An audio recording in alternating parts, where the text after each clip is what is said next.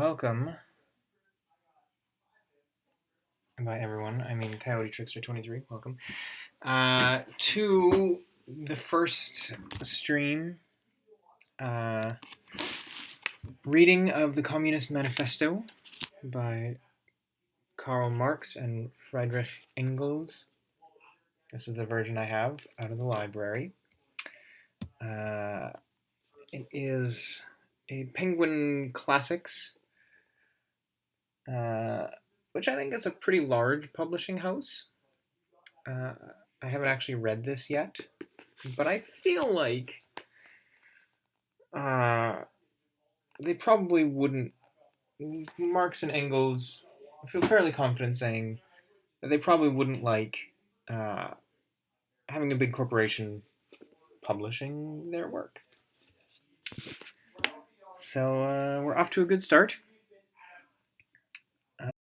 This is a... Oh, hello, welcome. Are you actually here? I'm still... No, just following me. Sorry, got distracted. Still pretty new to Twitch.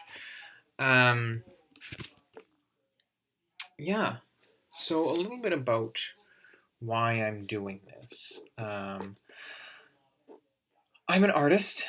I want to kind of do things that are going to move public discourse in the direction that I think it needs to go to create a better world for everyone. If you're... Can you hear my roommate and his friends? They're playing some kind of miniature game, Warhammer, I think. Are you actually here?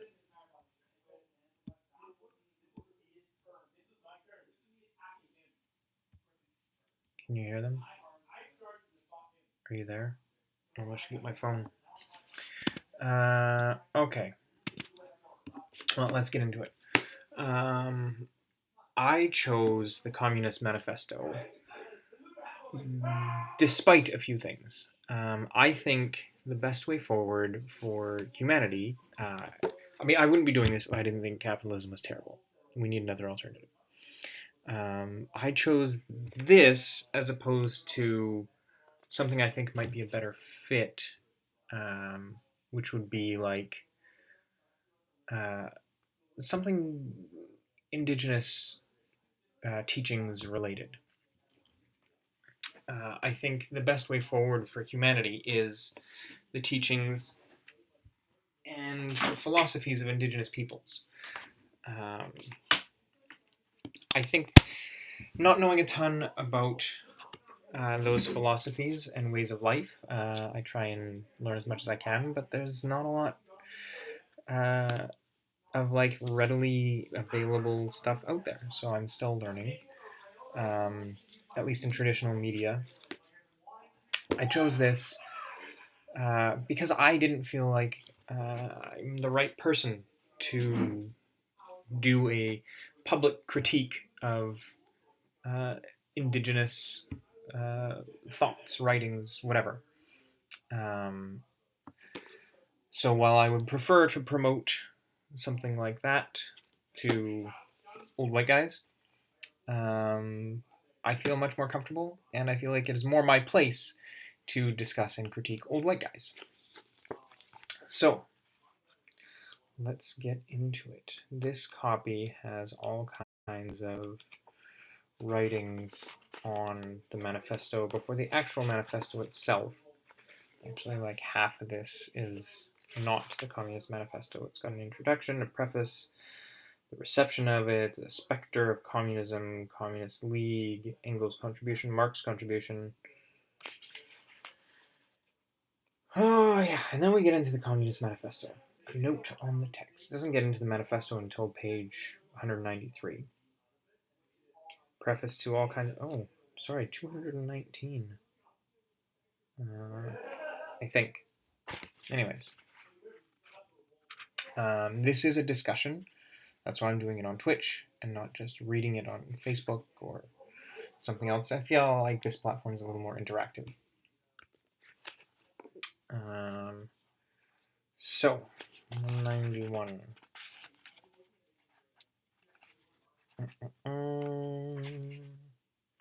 Karl Marx and Friedrich Engels. If my roommates get too loud and distracting, I don't know if you can even hear them, just say so, and I will go tell them to quiet down a little bit. My roommate and his friends. A note on the text. The text of the manifesto reproduced here is Samuel Moore's translation of the second German edition of 1872 for the first English edition of 1888. Moore, a barrister and manufacturer, was an old Manchester friend of Engels and his legal advisor. This translation was checked by Engels, who added explanatory footnotes. The translation was in places quite free and occasionally misleading. Significant departures from the German original have been noted in the endnotes. Okay, I'm not going to read all that for this. I'm just going to get preface to the German edition of 1872, preface to the Russian edition of 1882. This might actually be interesting stuff if you were kind of exploring the history. I'm sure this would be interesting if you're exploring the history of communism, but I really want to get into kind of the thoughts more than the history. I'm not here to teach the history of it. I'm not here to teach anything. I'm discovering along with all of you. Again, I've never actually read this before. Preface to the Polish edition of 1892. Preface to the Italian edition of 1893. A lot of prefaces. The Manifesto of the Communist Party.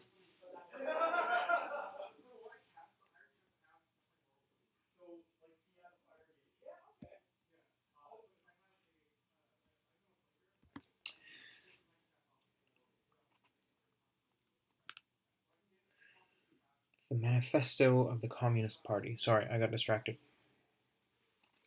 A spectre is haunting Europe. The spectre of communism. All the powers of old Europe have entered into a holy alliance to exorcise this spectre. Pope and Tsar, Metternich and Guizot, French radicals and German police spies. Where is the party in opposition that has not been decried as communistic by its opponents in power? Where the opposition that has not hurled back the branding reproach of communism against the more advanced opposition parties, as well as its reactionary adversaries? Two things result from this fact. One, communism is already acknowledged by all European powers to be itself a power.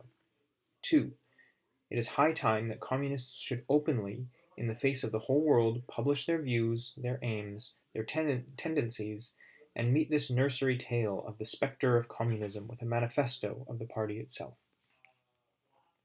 To this end, communists of various nationalities have assembled in London and sketched the following manifesto, to be published in the English, French, German, Italian, Flemish, and Danish languages.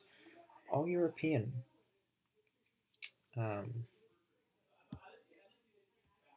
Which isn't surprising, given when and where this was written. Just that they weren't super inclusive or representative of the world around them, especially considering a lot of those countries had a very colonialist past and present, a lot of them. 1. Bourgeois and proletarians. The history of all hitherto existing society is a history of class struggles. Freeman and slave, patrician and plebeian, lord and serf, guildmaster and journeyman, in a word, oppressor and oppressed, stood in the constant opposition to one another, carried on an uninterrupted, now hidden, now open fight, a fight that each time ended either in a revolutionary reconstitution of society at large, or in the common ruin of contending classes. I find nothing wrong with that. That makes sense to me.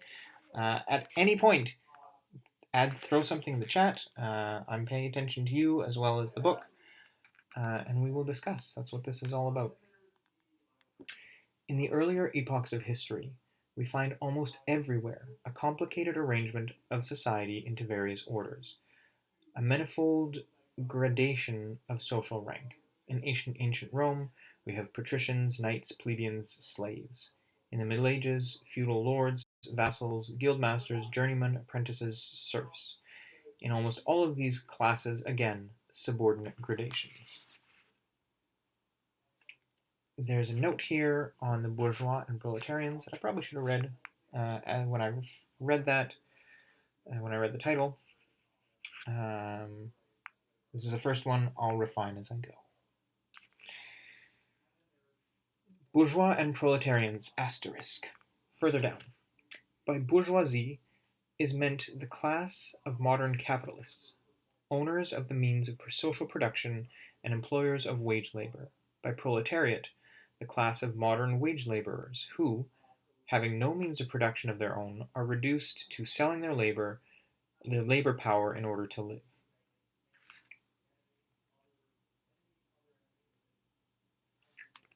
There's others, but I'm not going to read them all.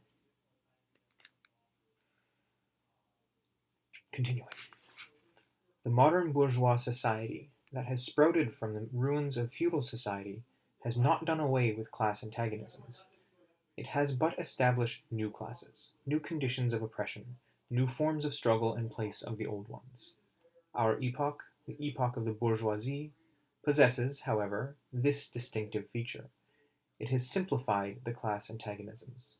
Society, as a whole, is more and more splitting into two great hostile camps, into two great classes, directly facing each other, bourgeoisie and proletariat.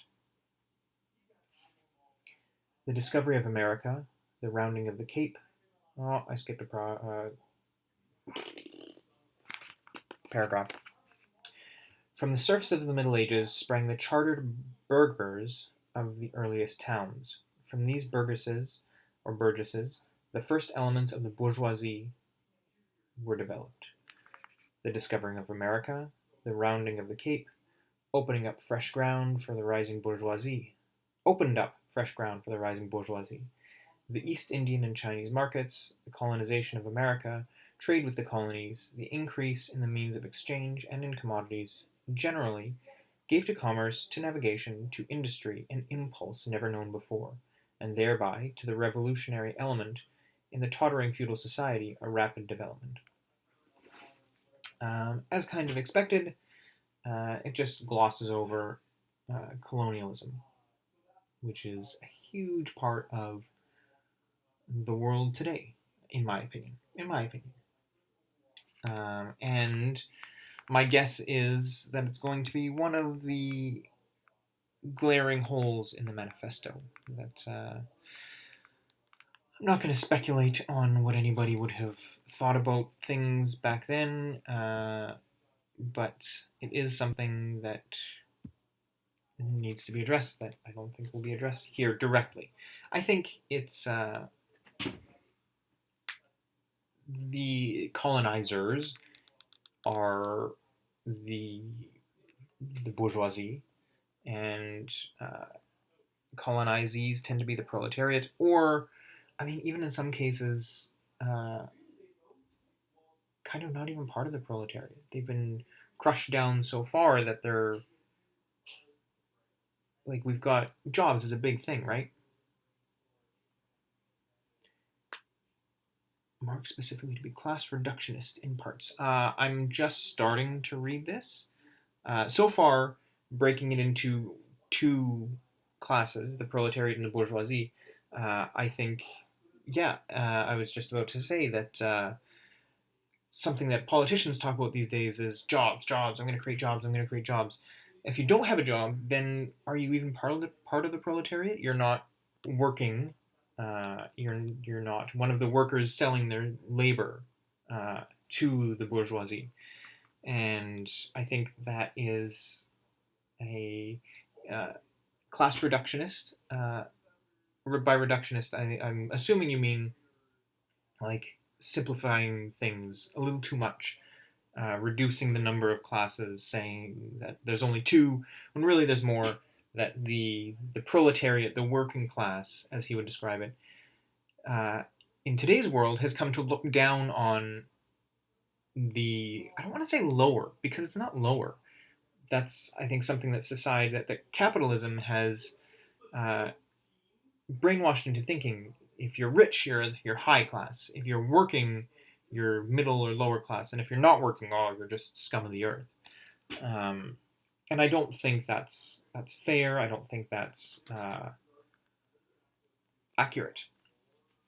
There are a lot of people. Absolutely, absolutely. I'm just 2 pages into the actual manifesto, and he just glosses over the discovery of America. Um,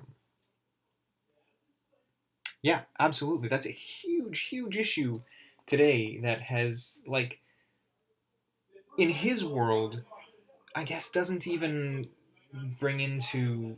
He doesn't even take into account the people have been crushed down further than the proletariat. Like the and again, I don't want to. I'm not going to clarify every time when I say crush down.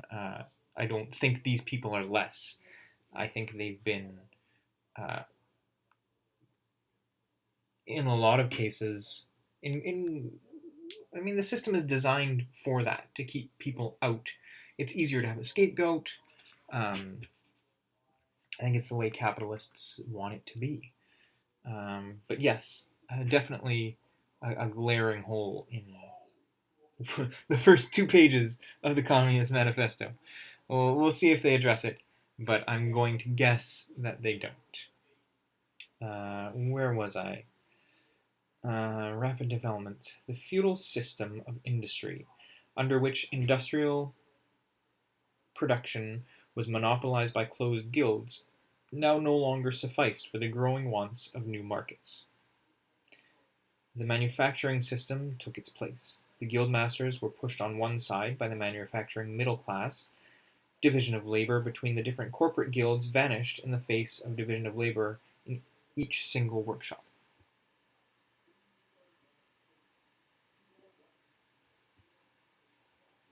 I haven't read any of those. But further things for me to look at after I'm done with this. Yeah, thank you. Meantime, the markets kept ever growing, the demand ever rising. Isn't that a problem today?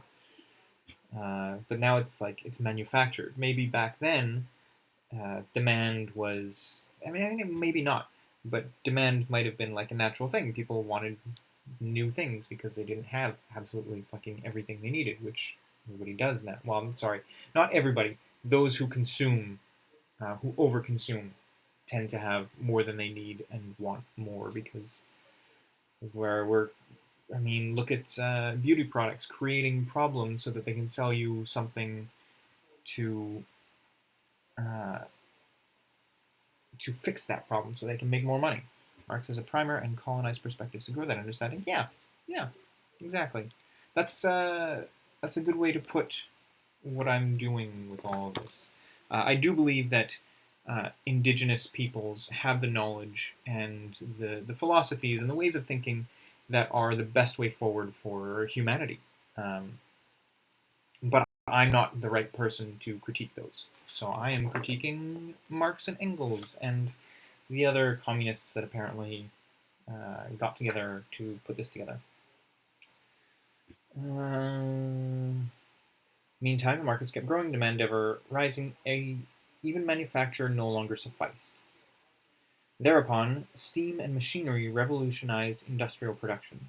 The place of manufacture was taken by giant modern industry, the place of the industrial middle class by industrial millionaires, the leaders of whole industrial armies, the modern bourgeois. Yeah, and we're seeing that even more today with automation, with artificial intelligence, um, with all kinds of things, from the production line to self-checkouts at grocery stores. People don't have to work as much, but are working more to satisfy corporate greed. This is we're I mean, it's basically the same thing that they're saying here, taken to the next level. Like, none of these problems have changed since this manifesto was written in the 1800s. Modern industry has established the world market, for which this discovery of America paved the way. Again, with discovery of America, just glossing over that. And just taking discovery of America as a thing that actually happened instead of the theft and destruction of America. Again, if my roommate or his friends are too loud, say something, I can go tell them to quiet down. Modern industry has established the world market for which the discovery of America paved the way. This market has given an immense development to commerce, to navigation, to communication by land. This development has, in its turn, reacted on the extension of industry, and in proportion as industry, commerce, navigation, railway extended, in the same proportion the bourgeoisie developed, increasing its capital and pushed into the background every class handed down from the Middle Ages. We see, therefore, how the modern bourgeoisie is itself the product of a long course of development, a series of revolutions in the modes of production and of exchange. And we've just had more revolutions since then. The system hasn't changed. The system remains the same. We've just increased, the problem's gotten worse. They wrote this saying all the problems that exist, and people just went like, we have all the power, so we're going to keep things the way they are so we can get richer. I don't like capitalism. That is why I am doing this. Each step in the development of the bourgeoisie was accompanied by a corresponding political advance of that class. An oppressed class under the sway of the feudal nobility, an armed and self-governing association in the medieval commune. Here, an independent urban republic as in Italy and Germany. There, taxable third estate of the monarchy as in France. Afterwards, in the period of manufacture proper, serving either a semi-feudal or absolute monarchy as a counterpoise against the nobility, and, in fact, cornerstone of the great monarchies in general. The bourgeoisie has at last, since the establishment of modern industry and of the world market, conquered for itself in the modern representative state exclusive political sway. Sound familiar? The execution of the modern state is but a committee for managing the common affairs of the whole bourgeoisie. Yeah, I don't know where you're from, Corey Greer 17. I'm in Canada, where we have had two parties. We're not a two-party system politically, but we've had only two parties ever form government here. We have the same system as the UK, well, not the monarchy part, but the parliament part, MPs and all that. I'm not going to explain the Canadian system, but we've had two parties in power since Canada's inception, the Liberals and the Conservatives. And when people get pissed off at the Liberals, they vote in the Conservatives because they're pissed off at the Liberals. And then when they get pissed off the Conservatives, they vote in the Liberals because they're pissed off at the Conservatives. So we just keep going back and forth, and nothing changes. Because if you vote for any other party, you're just throwing away your vote. Now we have an election coming up, and hopefully, fingers crossed, that's not what happens this time. Hopefully people realize that Liberals and Conservatives are essentially the same thing, doing the same thing, and will vote differently this time. A note on the word commune. Mentioned medieval commune. Commune was the name taken in France by the nascent towns even before they had conquered from their feudal lords and masters local self-government and political rights as the third estate. Generally speaking, the economical development of the bourgeoisie, England is here taken as the typical country. For its political development, France. This is a note by Engels to the English edition of 1880. This is the name given their urban communities by the townsmen of Italy and France after they had purchased or wrested their initial rights of self-government from their feudal lords. So there have been points throughout history where people kind of wrestled power away from the powers that be, but like the transition between feudalism and capitalism, I guess it went straight to. I don't know. The bourgeoisie historically has played a most revolutionary part. The bourgeoisie, wherever it has got the upper hand, has put an end to all feudal, patriarchal, idyllic relations. It has pitilessly torn asunder the motley feudal ties that bound man to his natural superiors, and has left remaining no other nexus between man and man than naked self-interest and callous cash payments. I'm just putting quotes around things that have quotes. It has drowned the most heavenly ecstasies of religious fervor, of chivalrous enthusiasm, of Philistine sentimentalism, in the icy water of egotistical calculation. It has resolved personal worth into exchange value, and in place of the numberless, infeasible chartered freedoms, has set up that single, unconscionable freedom, free trade. In one word, for exploitation, veiled by religious and political illusions, it has substituted naked, shameless, direct, brutal exploitation. I find it interesting that we are just seeming to wake up to this today. And this is just a hope. I don't know that we actually are. I hope we're waking up to this today. When this was written, what, like 200 some odd years ago? I don't know. I can't do that. There was something in there that I was gonna. Yeah, it's interesting that like during feudalism we saw, or they saw, the divine right of kings, and there were just people who were just naturally. There were natural superiors, and we like it seems like we've come full circle. That like the rich now are seen as they're rich because they're more intelligent. They worked harder. They earned everything they got, which clearly they didn't.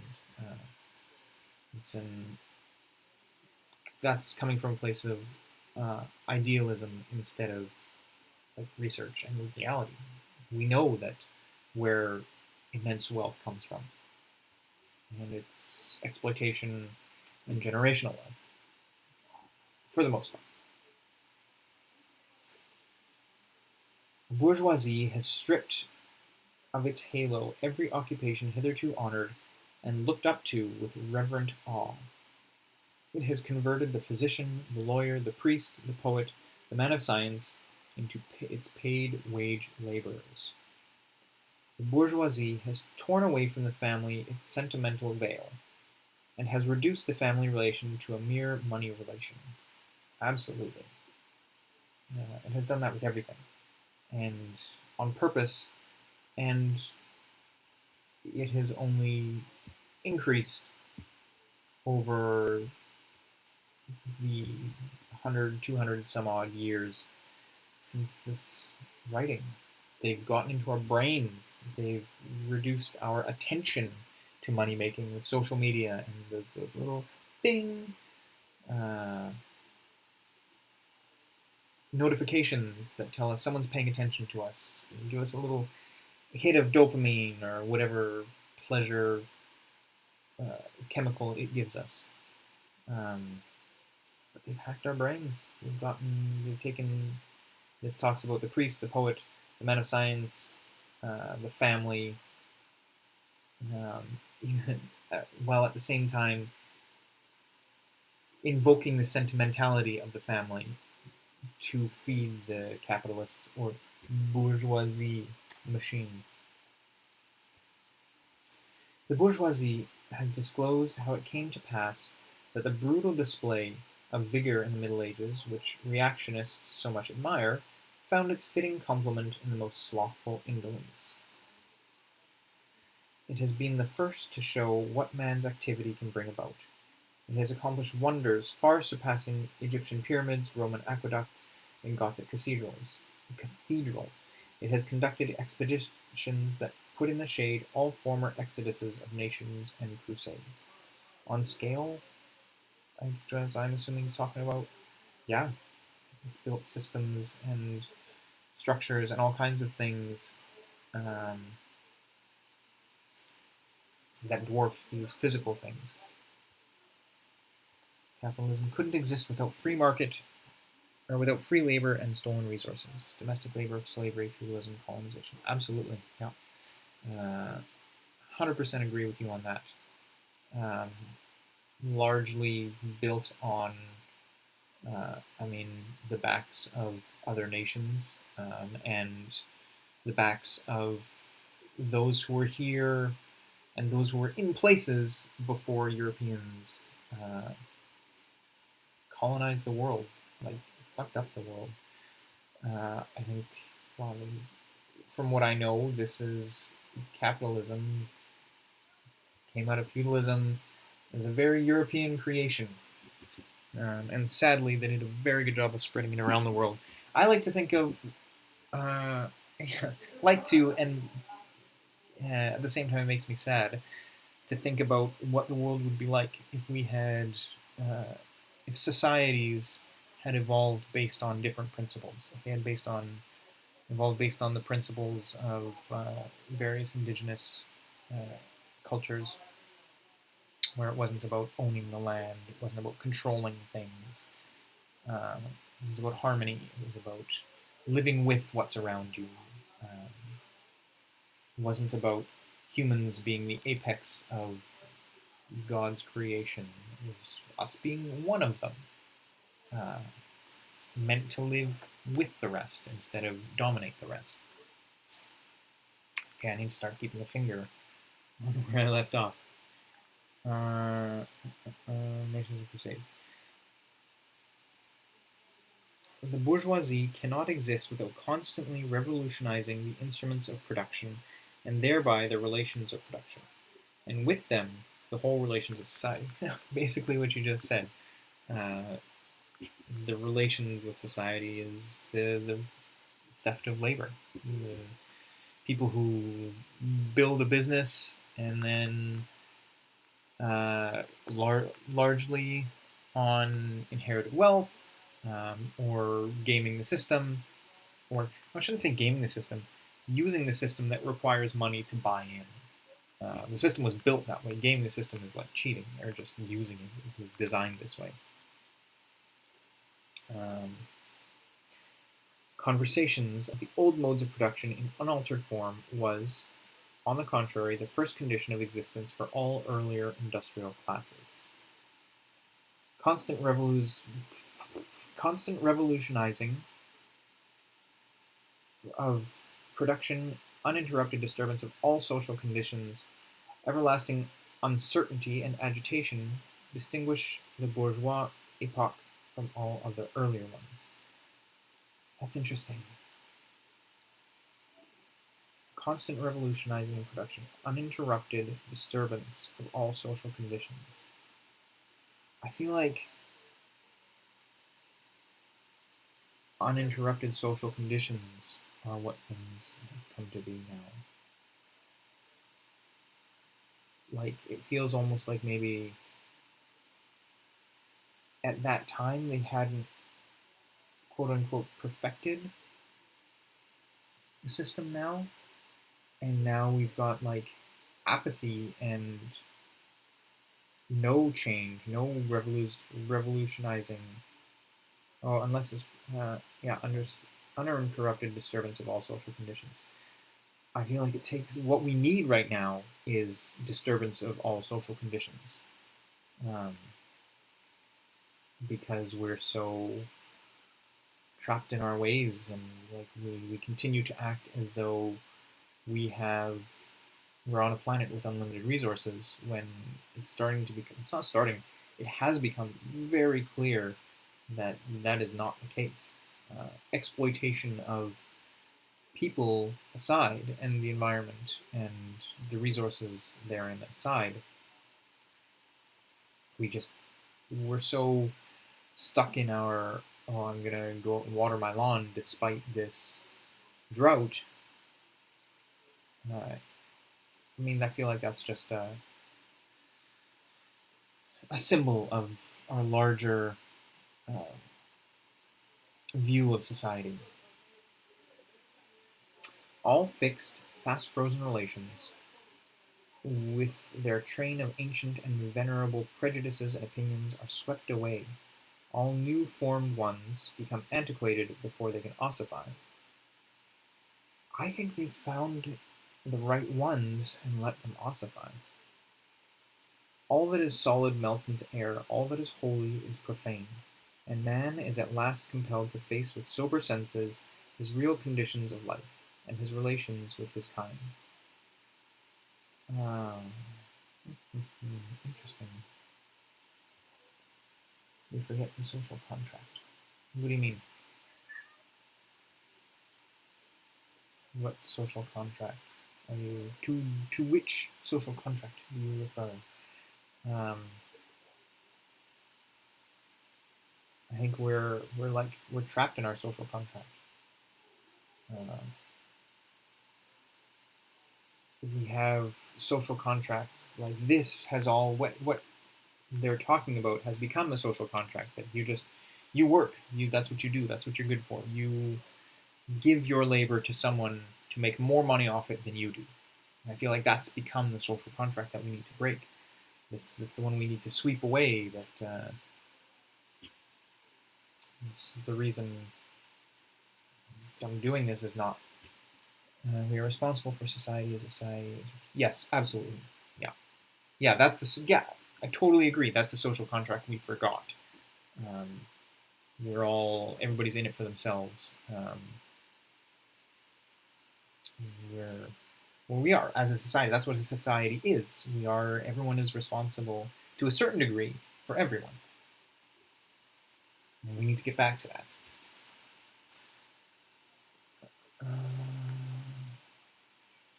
That's fine. All that solid melts into air, all that is holy is pursued relations with this kind. Yes. The need of a constant expanding market for its products chases the bourgeoisie all over the whole surface of the globe. It must nestle everywhere, settle everywhere, establish connections everywhere. The bourgeoisie has, through its exploitation of the world market, given a cosmopolitan character to production and consumption in every country. To the great chagrin of reactionists, it has drawn from under the feet of industry the national ground on which it stood. All old established national industries have been destroyed or are daily being destroyed. Yeah, our current premier in Manitoba, the province I live in, and I mean, he's doing it, but it's a pretty common conservative play, is selling off national industries, selling parks to become for-profit, selling here the Manitoba Liquor Commission, alcohol sales are a government thing, and a profitable government thing, a thing that makes money for the government, which is a good thing. That should be going to funding things that are good for everyone. He wants to sell that off because conservatives are all about free market, which has shown by research and by just looking at the world that money collects at the top. And for some reason, that's what they want to do, while pushing the idea that they're helping everyday people.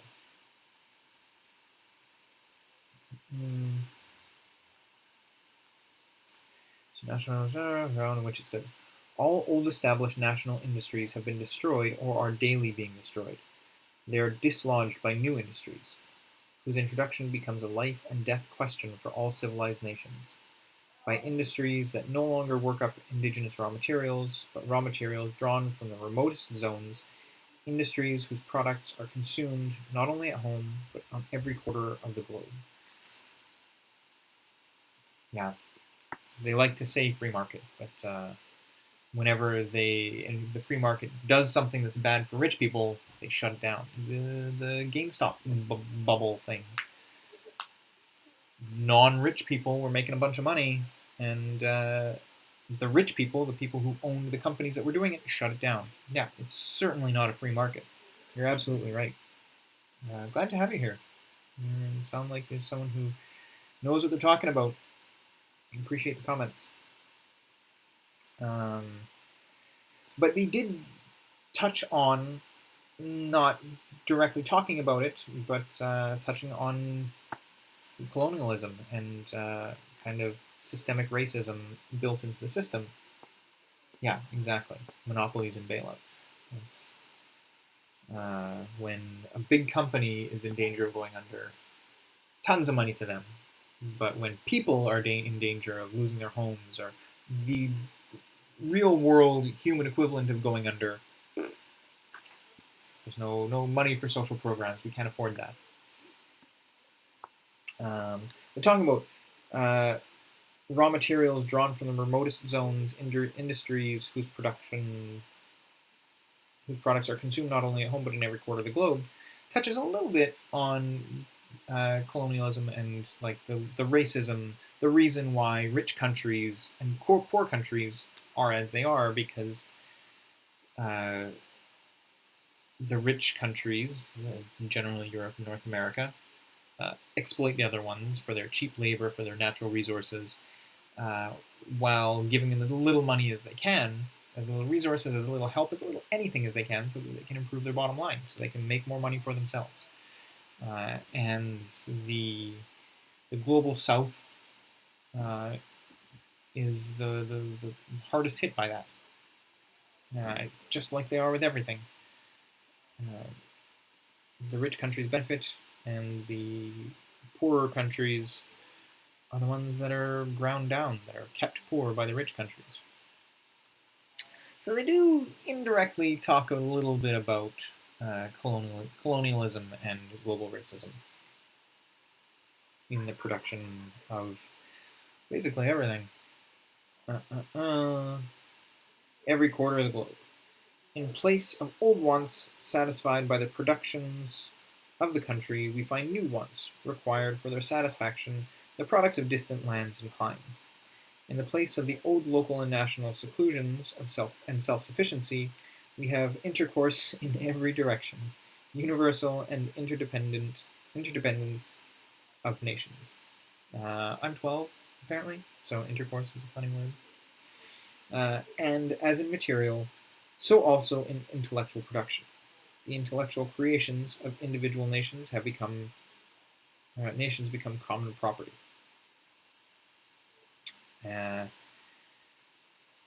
By common property, he means property of whoever has the money rather than the nations themselves. I'm a little worried. I'm not worried it's going to go nationalist. It's going to go like every country should be separate. But there are some hints of that. Whereas I think like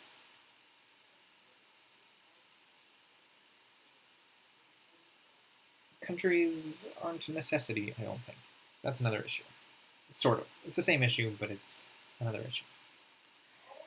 National one-sidedness and narrow-mindedness become more and more impossible, and from the numerous national and local literatures, there arises a world literature.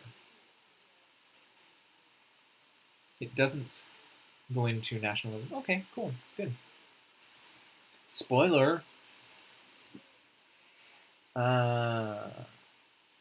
The bourgeoisie, by the rapid improvement of all instruments of production, by the immensely facilitated means of communication, draws all, even the most barbarian, nations into civilization. That's a pretty racist way of putting it. The cheap prices of its commodities The cheap prices of its commodities are the heavy artillery with which it batters down all Chinese walls, with which it forces the barbarians, I put in quotes, intensely obstinate hatred of foreigners to capitulate.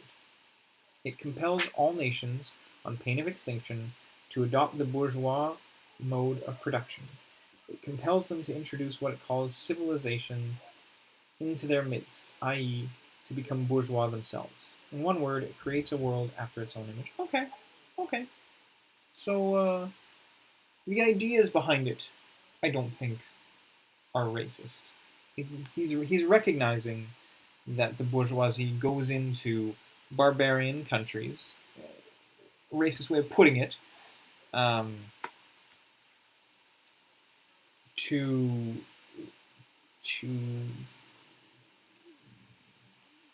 what's the word that the Borg use in Star Trek, to like assimilate, I think. Is that the word? Assimilate. Yeah. In a world, in one word, I keep saying in one word. I think that's like a translation thing. In one word, it creates a world after its own image. Yeah, residential schools are a big example of that in Canada, and like a huge, I don't want to say stain on our history, because it's a huge part of our history. It's a terrible part of our history, but it's derived from this. Like, it's not like, yes, it grinds the workers into dirt, but it's more than that. It's worse than that. And it's becoming, I mean, I guess it always has been becoming, but we're getting near to the point where it's affecting, yeah. It's not a good thing. Understatement of the fucking century. The bourgeoisie has subjected the country to the rule of the towns.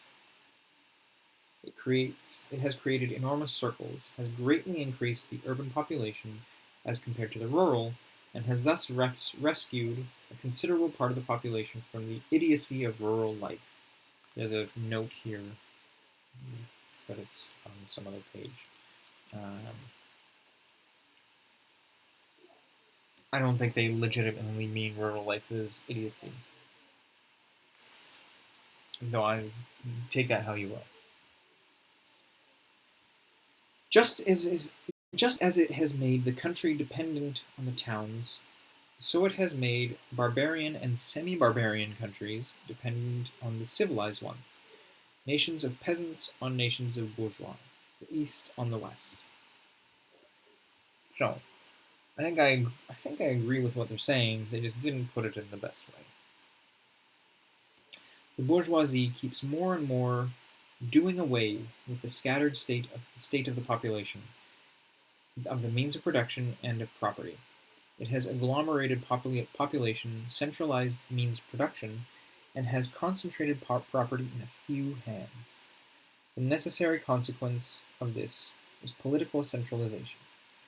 Independent or but loosely based connection, provinces with separate interests, laws, governments, and systems of taxation have become lumped together into one nation with one government, one code of laws, one national class interest, one frontier, and one customs tariff. The bourgeoisie, during its rule of scarce 100 years, has created more massive and more colossal productive forces than have all preceding generations together, and it's only fucking gotten worse. Subjection of nature's forces to man, machinery, applications of chemistry to industry and agriculture, steam navigation, railways, electric telegraphs, clearing of whole continents for cultivation, canalization of rivers, whole populations conjured out of the ground. What earlier century has ever had even a presentiment that such production such productive forces slumbered in the lap of social labor. Yeah, it's kind of amazing the job they've done, this system that they've built. If it wasn't so evil and terrible, I would commend them for building this unprecedented machine of society. It's just a machine that, I mean, I don't think you could build a machine out of society that's good. It's not what it's meant for. It's not meant to be a machine to serve any one goal. We're not here for like all pushing together to one purpose, unless that purpose is the betterment of everyone. But I think part of the betterment of everyone is everyone being able to do largely what they want to do while fulfilling their responsibilities to society. We look at society looks after us, and we look after society. Exactly what you said. We're responsible for society as society is responsible for us. Shit, I lost my place. Scares the one. Oh, there we go. We see then the means of production and of exchange on whose foundations the bourgeoisie built itself up were generated in feudal society. At a certain stage in the development of these means of production and of exchange, the conditions under which feudal society produced and exchanged, the feudal organization of agriculture and manufacturing industry, in one word, in that one word, the feudal relations of property became no longer compatible with the already developed productive forces. They became so many fetters. They had to be burst asunder. They were burst asunder. Into their place stepped free competition, accompanied by a social and political constitution adapted to it, and by the economical and political sway of the bourgeois class. Yeah. That's a pretty important caveat to the free competition, it being under the economical and political sway of the bourgeois class. It's free within certain confines. If it tries to leave those, better watch out. A similar movement is going on before our own eyes. Modern bourgeois society, with its relations of production, of exchange, and of property, a society that has conjured up such gigantic means of production and of exchange, is like the sorcerer, who is no longer able to control the powers of the netherworld, whom he has called up by his spells. For many a decade past, the history of industry and commerce is but the history of the revolt of modern productive forces against modern conditions of production, against the property relations that are the conditions for the existence of the bourgeoisie and of its rule. It is enough to mention the commercial crises that by their periodical return put on its trial, each time more threateningly, the existence of the entire bourgeois society. In these crises, a great part not only of the existing products, but also of the previously created productive forces are periodically destroyed.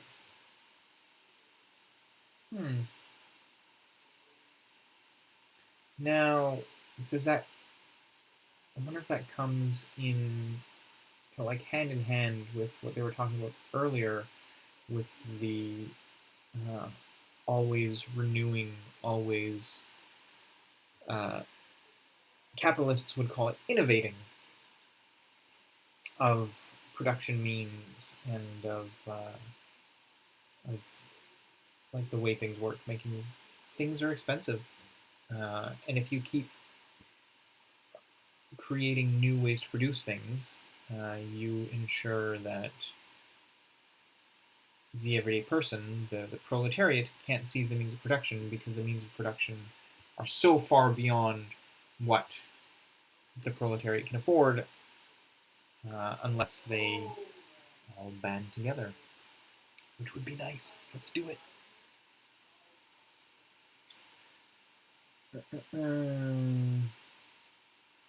In these crises, there breaks out an epidemic that, in all earlier epochs, would have seemed an absurdity. The epidemic of overproduction. Well, yeah, we're feeling that now. Can you repeat the quote? Which quote? In these crises, a great part not only of the existing products, but also of the previously created productive forces are previously destroyed.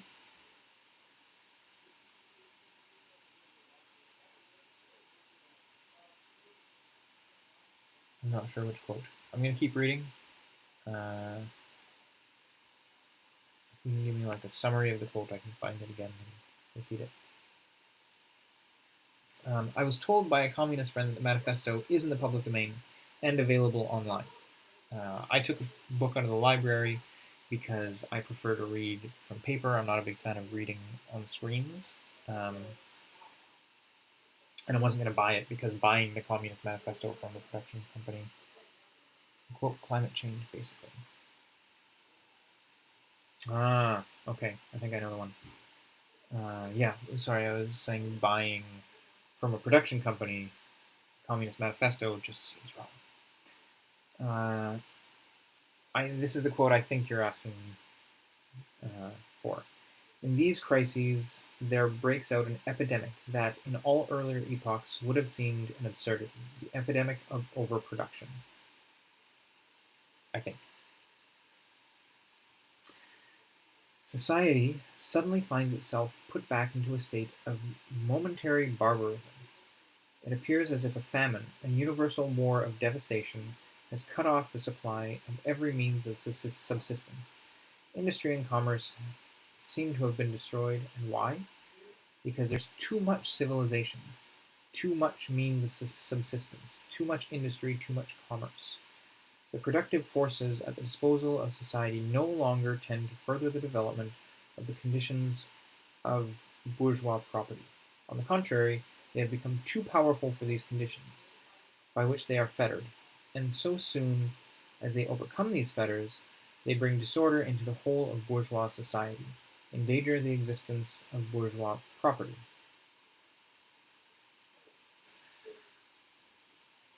I wonder if it's talking about, like, I think that factors into the law of supply and demand, where if there's too much of something, there's overproduction, it stops being expensive, people get it for cheap, and they stop making money. Supply and demand is ridiculous. If something is worth, if more people want something, you can charge more for it. No, you charge what it's worth. You charge what it costs you to make it. Ideally, with like a little bit extra for your time, so you can buy things. But like, you made it.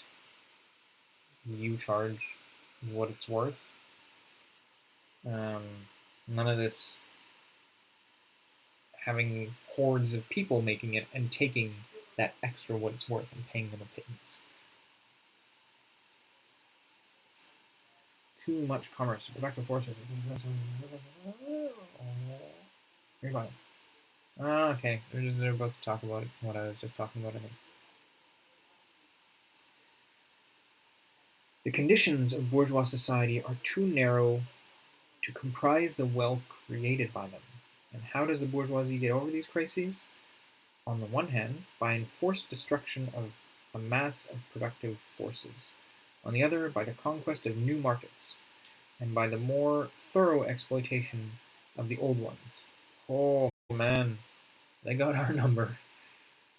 That is to say, by paving the way for more extensive and more destructive crises, and by diminishing the means whereby crises are prevented. Lessening of environmental regulations, creating new problems for people to solve by buying products, keeping us working all the time, so we have to buy things that we used to make ourselves. Yeah. Yeah. The weapons with which the bourgeoisie felled feudalism to the ground are now turned against the bourgeoisie itself. But not only has the bourgeoisie forged the weapons that bring death to itself, it has also called into existence the men who are to wield those weapons, the modern working class, the proletarians. Yeah, and we're seeing this.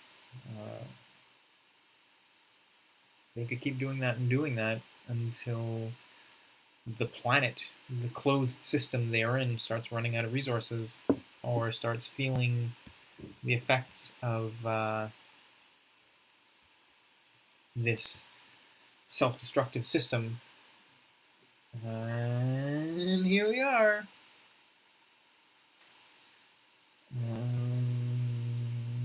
Yeah, we're wielding weapons against ourselves. Fuck, man.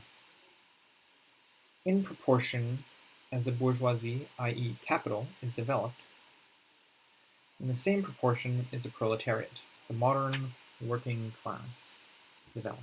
A class of laborers who live only so long as they find work, and who find work only so long as their labor increases capital.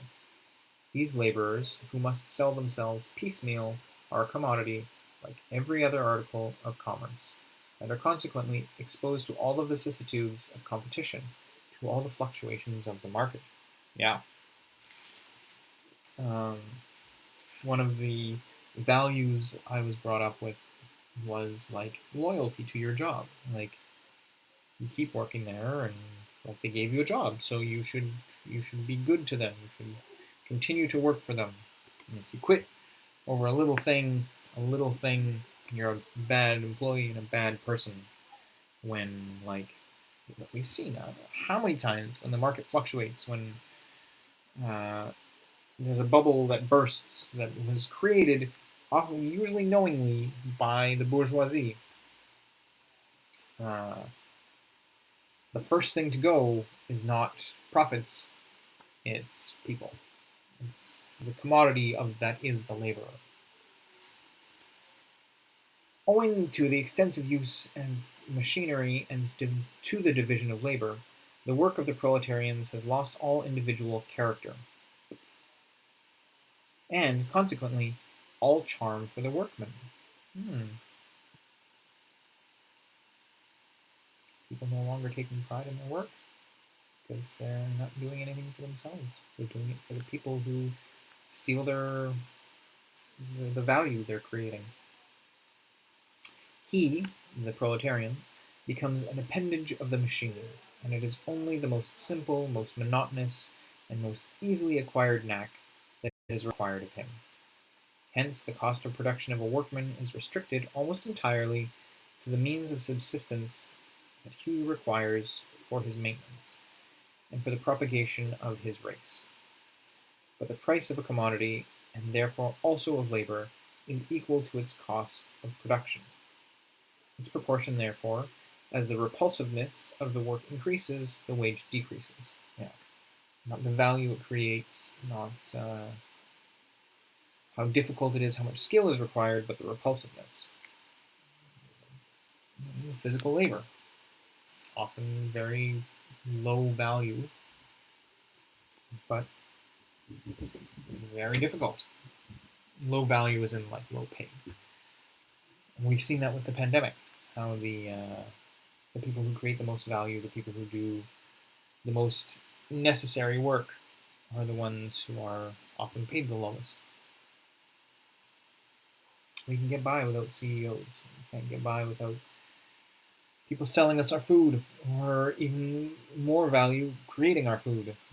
Because the people selling us our food are, I mean, everybody's in the employed corporations these days, unless you're self-employed. And even then, you're part of the machine.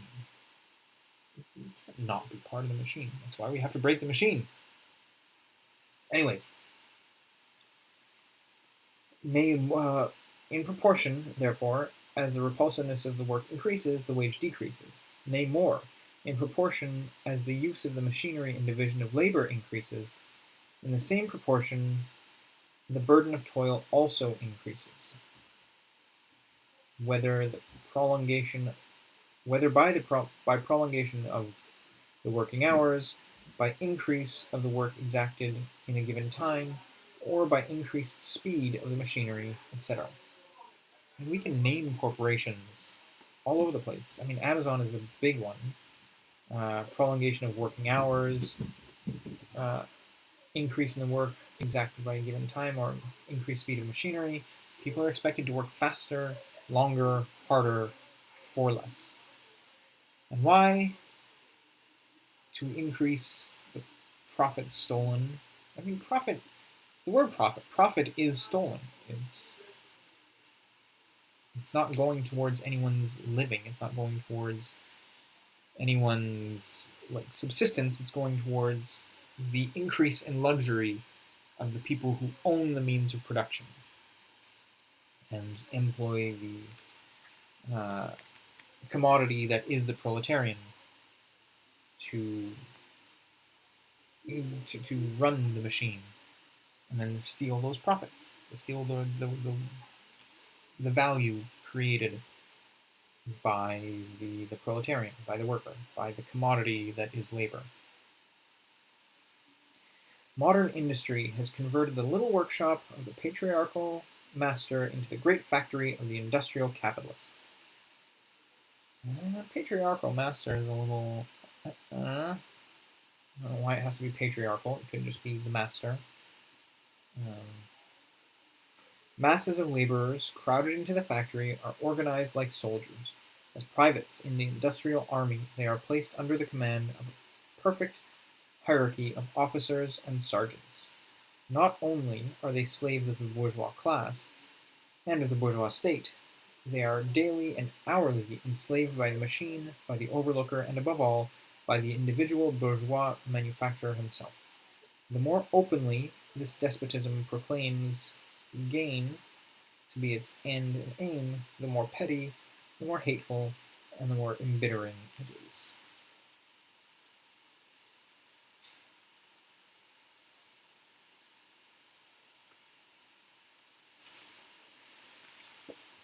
Marx and Engels dropping a lot of truth bombs that really describe today's society. I don't know how long we're going to go today. Oh, I'll finish the first section. How long has it been? What time is it? I feel like there's a timer on this thing. It's been an hour. Yeah, I don't think people are going to watch too much. Like an hour of reading the Communist Manifesto is already a lot. Split it into parts. If you're watching this and listening to learn about the Communist Manifesto, it's also something you put on the background. It doesn't have to be video. It's only on video because I'm on Twitch. And I'm new to Twitch. Anyways, back to the manifesto. Only a few pages left. Like 6 or something. The less the skill and exertion of strength implied in manual labor, in other words, the more modern industry becomes developed. The more is the labor of men superseded by that of women. Oh, okay. Now we're getting into something. Differences of age and sex have no longer any distinctive social validity for the working class. All are instruments of labor, more or less expensive to use according to their age and sex. Yeah, no problem. I trained as an actor, and I want to do something that can help people, and I'm pretty good at cold reading things. So I figure this is something I can do. People who might not go out and read the Communist Manifesto might listen to it.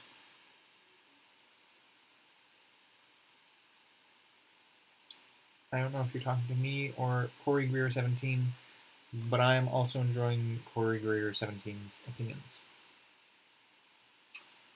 Yeah, I have to... Oh, thanks. Although Corey Greer 17, I don't know if you've been following chat or just listening, but I'm glad you are here. I'm glad everyone's here, but I'm enjoying Corey Greer 17's interaction. Yeah, that's a paragraph. That's this has been my wife Kat. So I'm It's Kat and not Corey Greer 17? Okay. Well, welcome, Corey Greer 17's wife, Kat. I'm just going to say Kat because women aren't defined by their partner. I mean, men either, but I think it's a little bit more of a problem. Women being defined. It's more of a systemic societal thing. That's a different. I mean, it's not a different conversation. It's the same conversation, but it's a different aspect of it.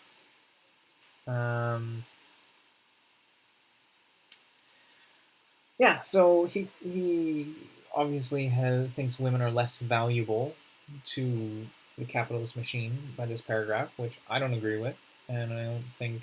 I mean, I know there are people who agree with that in today's society, but I like to think anyone who's popping in to listen to the Communist Manifesto doesn't agree with that. The Communist Manifesto, if you're listening to this, you're probably a little bit more progressive. You're probably not like super intense misogynist capitalist if you're listening to the Communist Manifesto. I hope. If you are, I mean, I'm not going to say you're not welcome because you might have your mind changed a little bit. Hopefully by maybe not the manifesto. It doesn't seem like if you're a misogynist, you're going to have your mind changed by the manifesto. But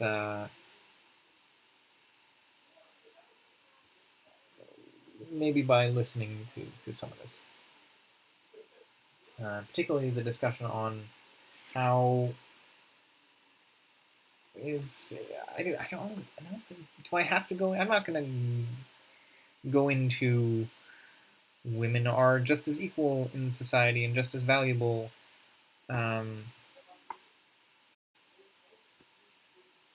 Because to me it's self-evident.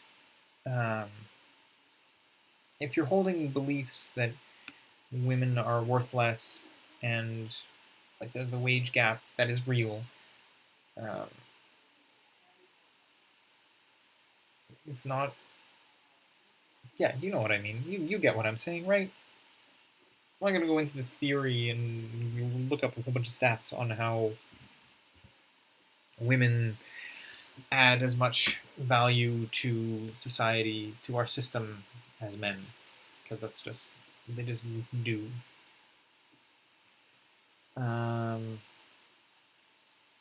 Continuing.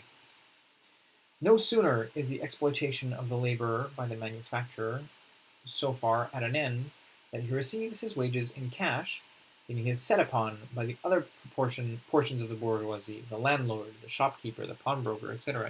Yeah, from both sides, from your boss and from the people running the rest of society. The lower strata of the middle class, the small tradespeople, shopkeepers, and retired tradesmen generally, the handicraftsmen and peasants, all these sink gradually into the proletariat, partly because their diminutive capital does not suffice for the scale on which modern society is carried on, and is swamped in the competition with the large capitalists, partly because their specialized skill is rendered worthless by the new methods of production. Yeah, they do that on purpose.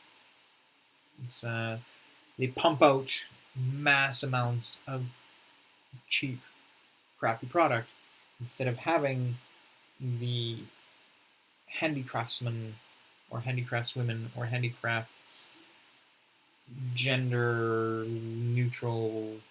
I don't know why gender even enters into it. If you're doing a craft, you're doing it well or you're doing it not. Why does how you identify enter into that?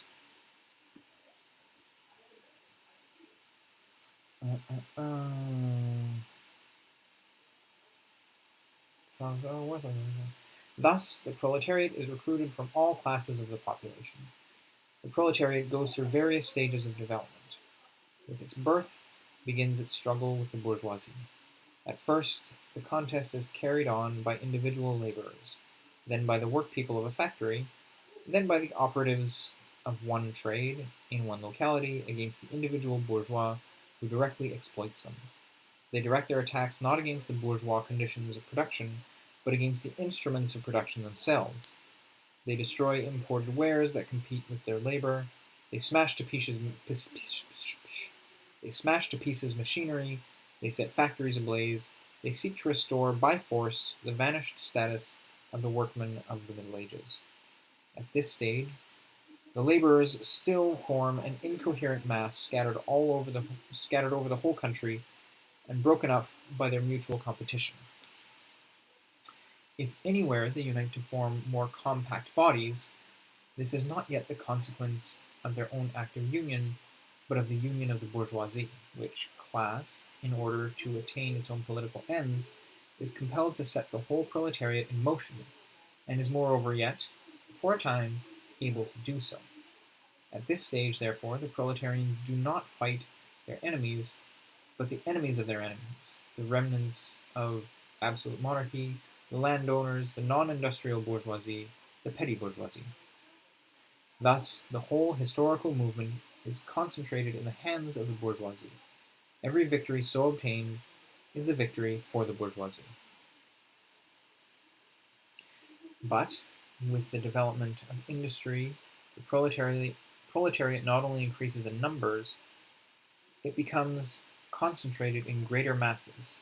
Its strength grows, and it feels that strength more. And I hope desperately that we are starting to feel that strength more. The various interests and conditions of life within the ranks of the proletariat are more and more equalized, in proportion as machinery obliterates all distinctions of labor, and nearly everywhere reduces wages to the same low level.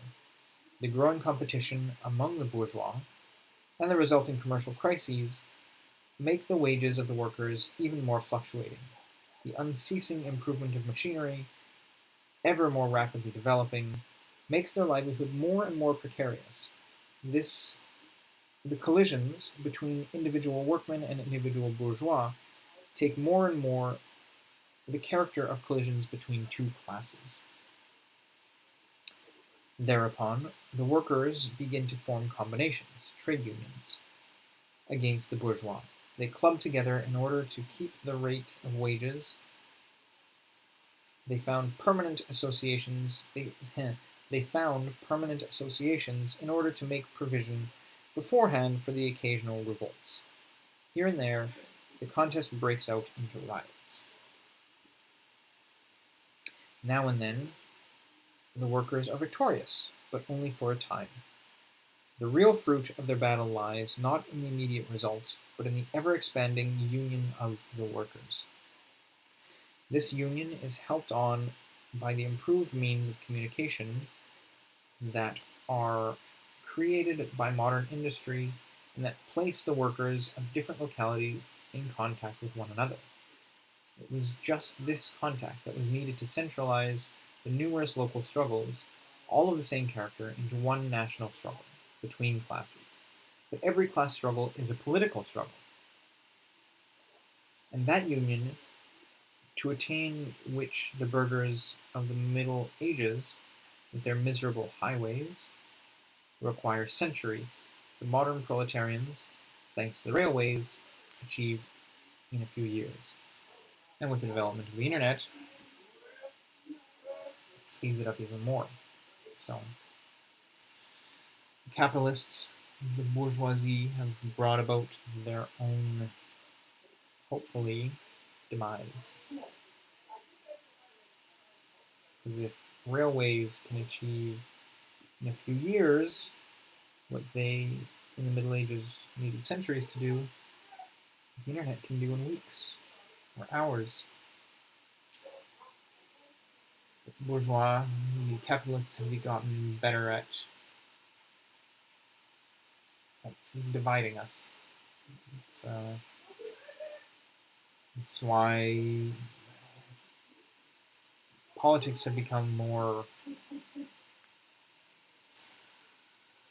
there's a word, binary, partisan, to keep us fighting each other, to keep the liberals fighting the conservatives, when they're really all the same. They're really representing the bourgeoisie. They're representing the capitalists, the ruling class.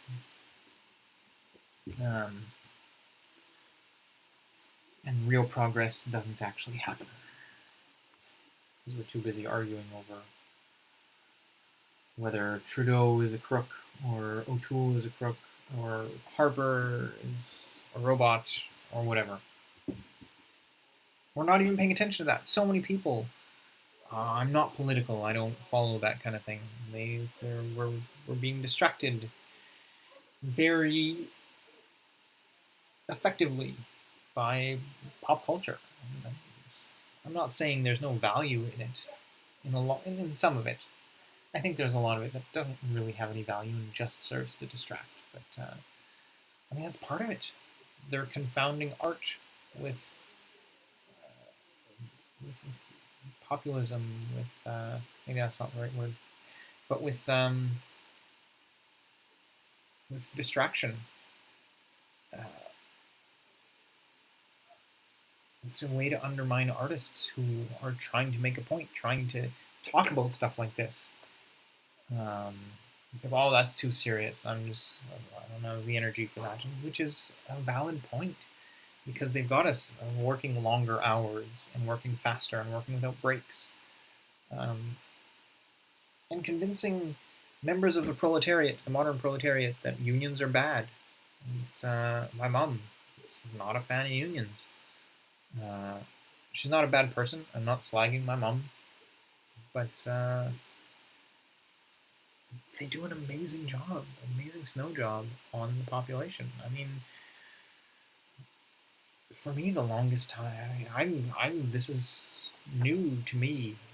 There's a reason I'm reading this for the first time, because I was as indoctrinated as anybody else into capitalism.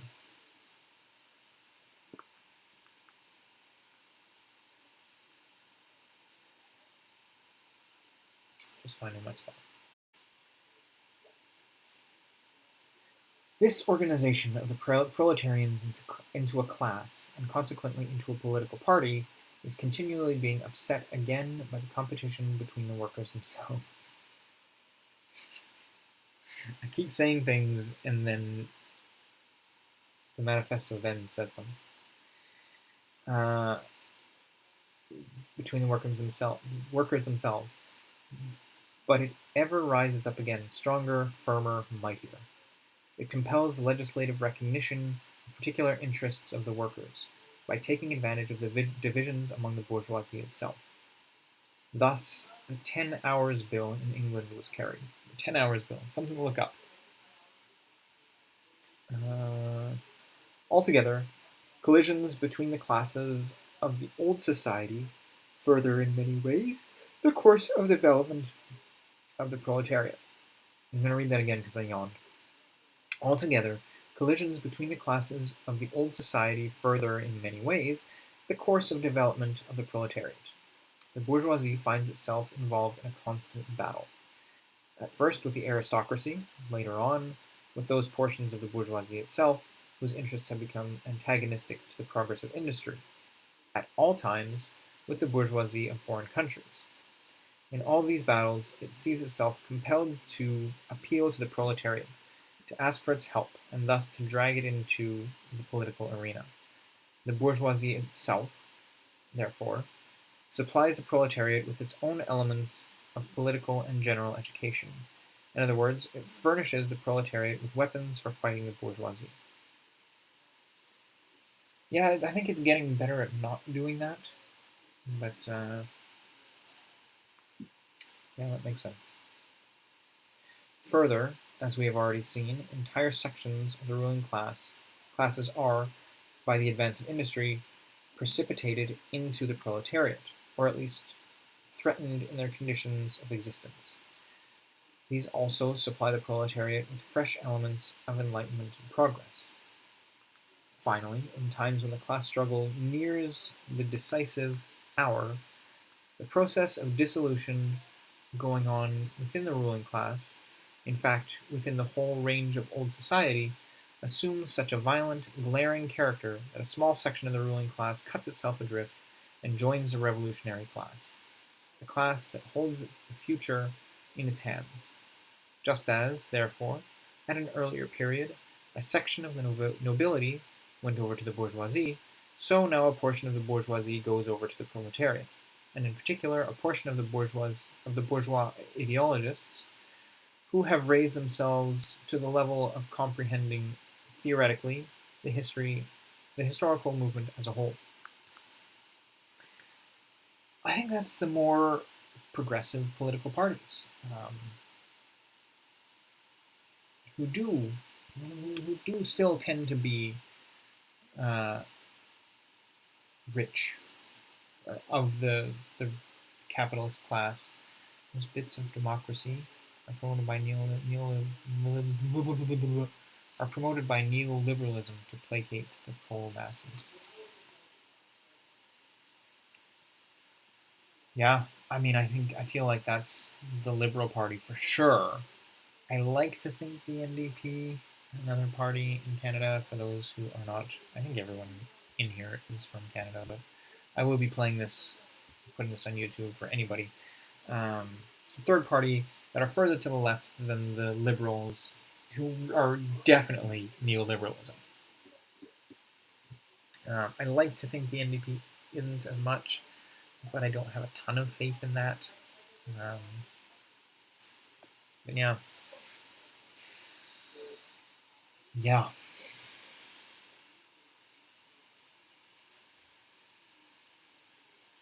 Fresh elements, progress, violence, yeah. So ruin as a whole. Of all the classes that stand face to face with the bourgeoisie today, the proletariat alone is a really revolutionary class. Yeah, reform instead of revolution. I mean, when I think what we really need is revolution. Especially with climate change putting a time limit on things. Before, we had time to slowly reform. Yeah, I agree. Like I said, I like to think the NDP does it less, but I know they do it to a certain extent. I think there are MPs within the party who maybe don't do it at all, but they're still in the party that does it, and to my opinion, they're therefore complicit. You're still running within a party. I mean, it's changing the structure from within or from without. I mean, I think there are people who genuinely want to change the structure from within. I just think we're running out of time to do that. I don't think there's no time to reform the system. We're running out of time. We need revolution. Proletariat alone is a revolutionary class. The other classes decay and finally disappear in the face of modern industry. The proletariat is its special and essential product. For now, I mean, what happens when automation makes the proletariat obsolete? To get to the top, you have to play the game. True, but if your goal isn't to get to the top, but to bring the top down, to end the game, is I think what we have to do. Like, I'm not mad at rich people because I want to be one of them. I'm mad at them because they, I don't say propagate, but continue to run the system that that keeps so many in poverty.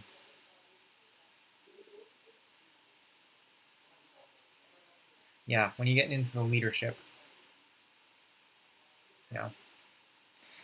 yeah, I think there are degrees, but I think if you're part of the system, yeah, I don't know. I think I don't know enough about Jagmeet Singh. Something I should probably look into, but I mean, the system is broken, so I'm not going to say he's our hope because he's not advocating pulling down the system.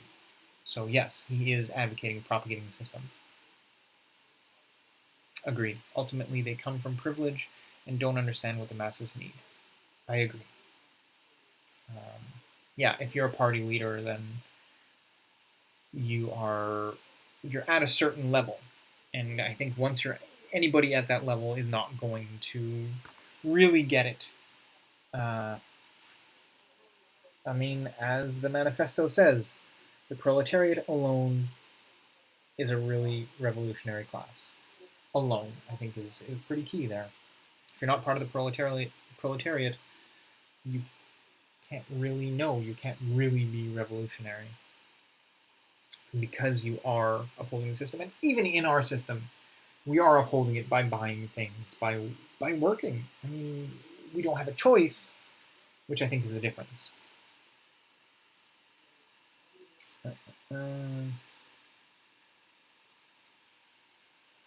Yes. The lower middle class, the small manufacturer, the shopkeeper, the artisan, the peasant, all these fight against the bourgeoisie to save from extinction their existence as fractions of the middle class. They are therefore not revolutionary but conservative. Nay, more, they are reactionary, for they try to roll back the wheel of history. If by chance they are revolutionary, they are so only in view of their impending transfer into the proletariat. They thus defend not their present, but their future interests. They desert their own standpoint to place themselves at that of the proletariat. The symptom of the we're not middle class, we're not poor, we're temporarily disgraced millionaires. That idea of business owners, even small businesses, exploit their workers, because that's the system. That's the way the world works. And so, as good as business owners' intentions are, they still propagate the system. The occasional co-op here and there is, I think, the only real example of that is the workers owning the means of production. It's like a microcosm of what needs to happen in society. The dangerous class, the social scum, the passively rotting mass thrown off by the lowest layers of old society may, here and there, be swept into the movement by a proletarian revolution. Its conditions of life, however, prepare it far more for the part of a bribed tool of reactionary intrigue. Just going back a little bit, I never thought of, like, conservatives. The small manufacturer, the shopkeeper, the artisan, the peasant. Yeah, that's conservatives largely come from the middle class. We do have the occasional, like, maybe not. I don't know, I'm not going to speculate about poor conservatives. They tend to be privileged, kind of the lower end of the bourgeoisie, or yeah. In the conditions of the proletariat, those of old society at large are already virtually swamped. The proletarian is without property. His relation to his wife and children has no longer anything in common with the bourgeois family relations. Modern industrial labor, modern subjection to capital, the same in England as in France, in America as in Germany, has stripped him of every trace of national character. Law, morality, religion are to him so many bourgeois prejudices, behind which lurk in ambush just as many bourgeois interests. Absolutely. Yeah, white. This is the color of conservatives.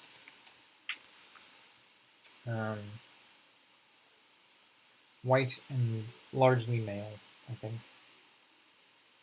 Which kind of reflected in this. It's the proletarian is without property.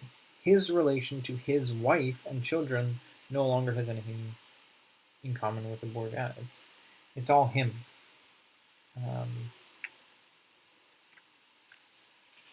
Which I think the manifesto is pretty progressive in a lot of ways, but it's not perfect. I mean, it's written by an old white guy, or by old white guys. And I think that's reflected in the text, both in the language of it and in some of the concepts it talks about.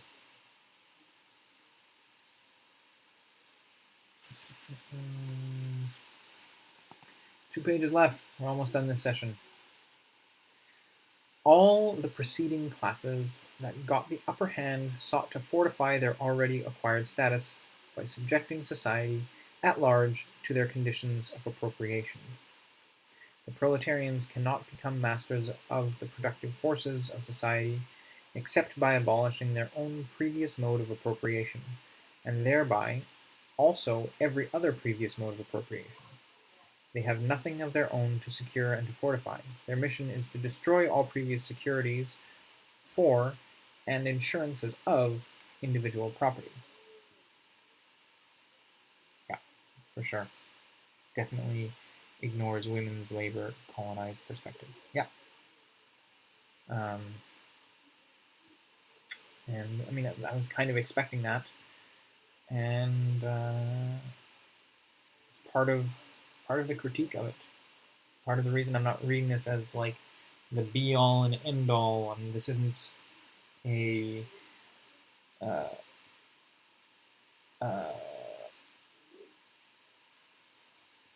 praise session for the manifesto.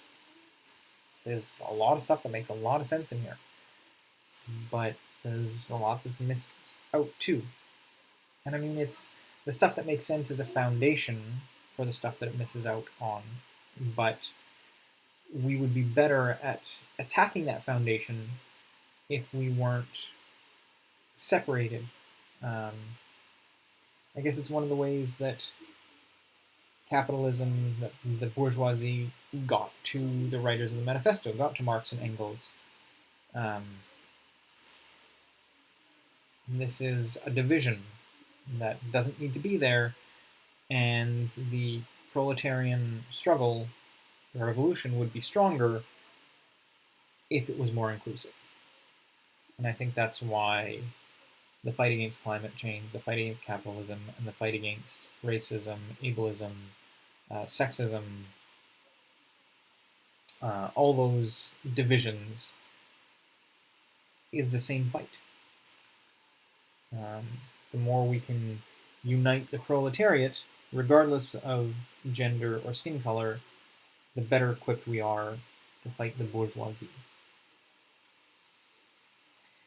It's also of note he was in an industrialized nation with focus on industrial organization of means of production, with men, white European men, were producers of economic capital. Yeah. Yeah.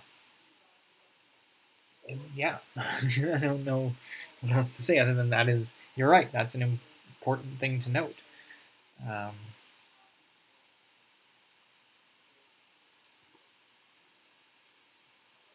Yeah. I mean, Europe is there's more homogenization in Europe than in North America. But it would have been even more so then. And the writing reflects that. Yeah. Yeah, it makes it's a sort of blinders. He can't see necessarily all the harm done to people that aren't white men. He sees, you see what you live. And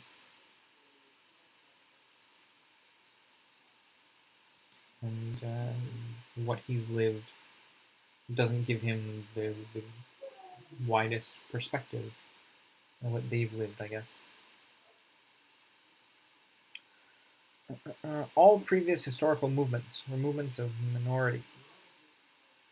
All previous historical movements were movements of minorities, or in the interest of minorities. The proletarian movement is the self-conscious, independent movement of the immense majority, in the interest of the immense majority. The proletariat, the lowest stratum of our present society, cannot stir, cannot raise itself up, without the whole superincumbent strata of the official society being sprung into the air. I don't think he means minorities in the sense that we generally mean minorities these days. Or maybe he does.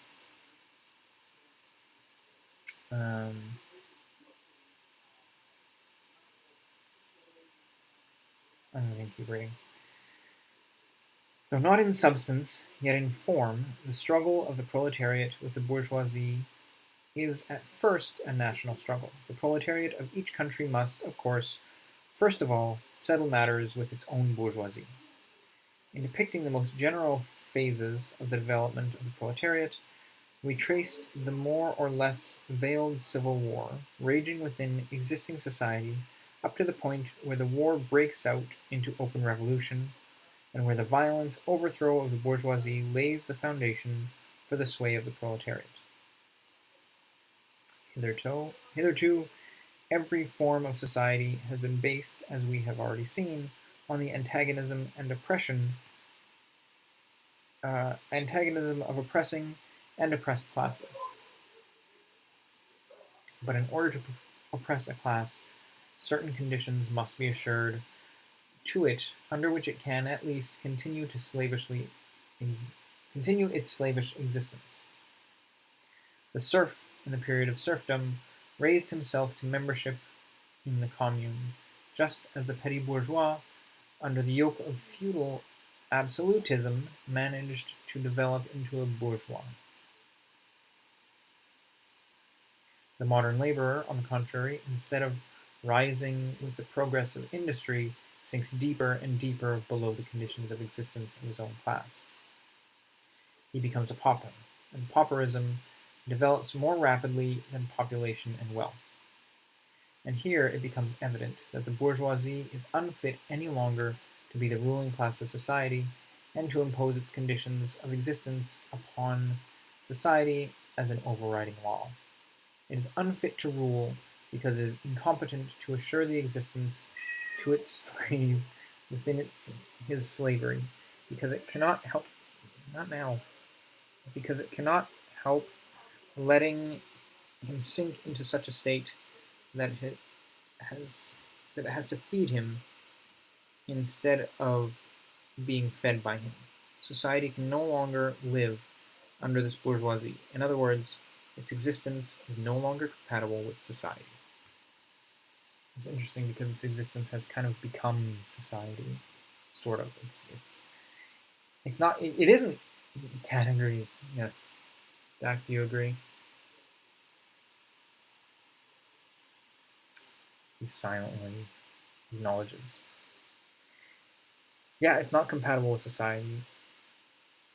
It controls society. I mean, it treats the bourgeoisie like we treat nature. It's something to be exploited, not something to live with. The essential conditions for the existence and for the sway of the bourgeois class is the formation and augmentation of capital. The condition for capital is wage labor. Wage labor rests exclusively on competition between the laborers. The advance of industry, whose involuntary promoter is the bourgeoisie, replaces the isolation of the laborers due to competition by their revolutionary combination due to association. The development of modern industry, therefore, cuts from under its feet the very foundation on which the bourgeoisie produces and appropriates products. What the bourgeoisie, therefore, produces, above all, is its own gravediggers. Its fall and the victory of the proletariat are equally inevitable. I like his optimism. That's the end of the chapter, by the way. So I'm going to talk for a little bit and then sign off.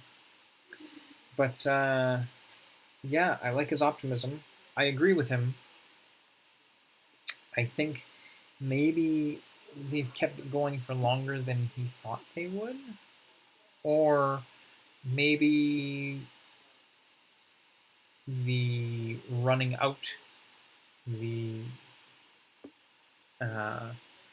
end of this closed system that is our planet has come sooner than he thought it would.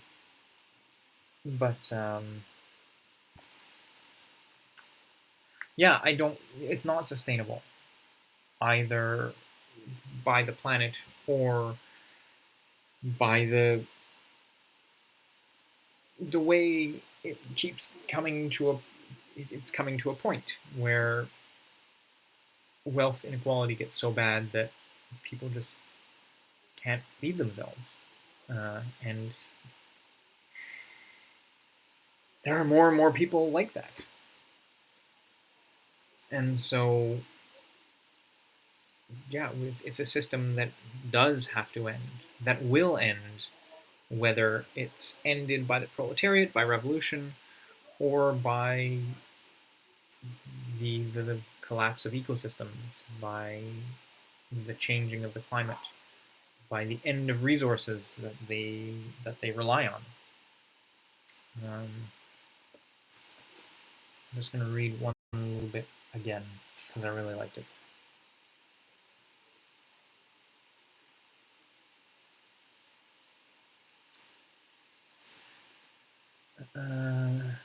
And here it becomes evident that the bourgeoisie is unfit any longer to be the ruling class in society. If you take anything away from this series that I'm doing, this first reading, even if you don't take, if you don't continue that sentence, and here it becomes evident that the bourgeoisie is unfit any longer to be the ruling class in society. The bourgeoisie being capitalists, the bourgeoisie being the billionaires, the politicians that serve them, and to a lesser extent, but still very much responsible, the conservatives that prop them up, that believe in them, that fight for them. One might call them bootlickers. I might be one. But, yeah. I think it's becoming more and more evident that the bourgeoisie is unfit any longer to be the ruling class of society. And I think I'll end with that. Thanks for listening. Thanks for chatting. And we will see you next time on the Communist Manifesto. Oh, this will be going up on YouTube. Don't forget to like and subscribe. I was told that that's a thing you have to say. Yeah. Thanks. Bye. Oh, I'm ending.